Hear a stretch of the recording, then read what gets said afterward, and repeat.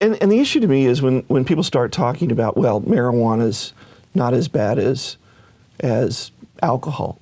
Well, okay, fine. What are we talking about? If we're talking about liver disease, then I would say sure. But if we're talking about some damage to the brain, then you're talking marijuana. That's right. So every drug has certain effects on the body. It doesn't really matter what drug it is. You take too much aspirin, you're going to get an ulcer, most probably. So, we have to look at drugs individually. What are their harms? What are their side effects? Especially on youth. And we don't always do that. When you're looking at marijuana absolutely has a negative impact on the brain for youth. I mean, the science is already out. That's not even debated anymore. It's not debatable. That's right. We just know that. When you're looking at a developing brain through age 25 and you introduce marijuana to that developing brain, you're going to start to get brain problems, brain damage even. There was a study out, and this kind of shocked the world. It was a study that came out in 2012. It was a 38-year study. It wasn't even on marijuana. It was on all kinds of issues. But what they found was... Is that the Dunedin study? It was the Dunedin study. Dunedin, New Zealand. That's the fourth largest city in New Zealand. They had this 38-year study, and they found that there was an issue with marijuana and social success.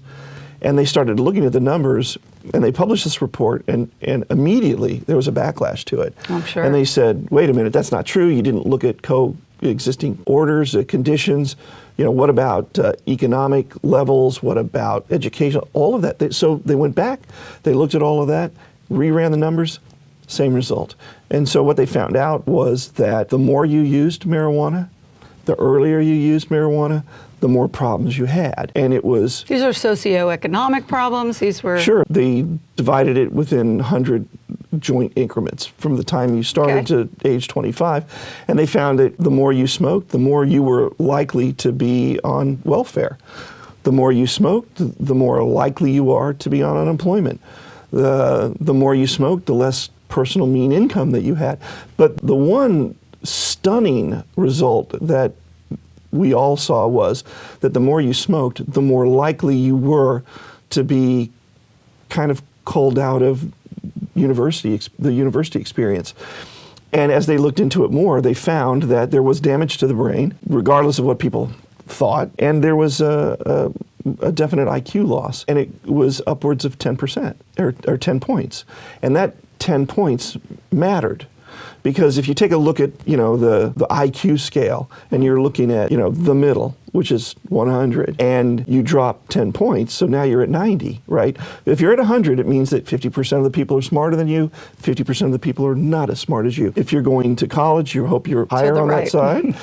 If you're at 100... But average Joe? Average Joe, which is the majority of the people, and you're at 100, and you lose 10 points, now, does that mean you're at 90, and that now 60% of the people are smarter than you and only 40%? No, because that's on a bell curve. And what that meant was you losing those 10 points meant that now it was 70% of the people were smarter than you and only 30% weren't. And that pretty much kicked you out of the university running. And that was stunning to all of us, where we thought that wherever you were, when you were born, at whatever IQ level, that's what you had through life. But this study said, no, you could actually change that with significant marijuana use. Now, of course, I'm not saying that if everybody who just smokes a joint is going to go out and have brain damage. That's not what I'm saying.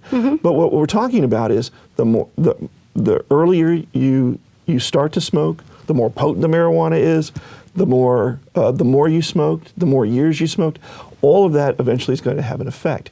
So as we start to normalize marijuana in the community, now we start to have a problem.